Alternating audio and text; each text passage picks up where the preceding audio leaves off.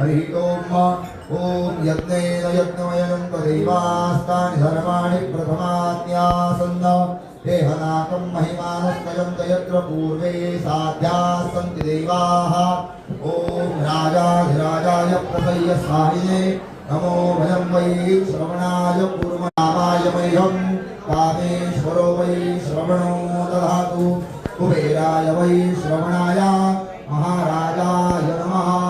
ओम स्वस्ति साम्राज्यं भौज्यं स्वराज्यं वैराज्यं पारमेभ्यं राज्यं महाराज्यमाधिपत्यमयं समन्तपर्यात् ईस्यात् सार्वभौमः सर्वायुषान्तादापराधिकराणि तदप्येष श्लोको भीतो नरकः परिवेष्टारो वर्तस्यावसङ्गृहे आवीक्षितस्य कामप्रिये विश्वे देवाः सभासदैः। ओम एकदन्ताय विद्महे तन्नो दन्ते प्रचोदयात्। ओम कात्यायनाय विद्महे कन्याकुमारिकाय धीमहि तन्नो दुर्गा प्रचोदयात्। ओम तत्पुरुषाय विद्महे महादेवाय धीमहि तन्नो रुद्र प्रचोदयात्।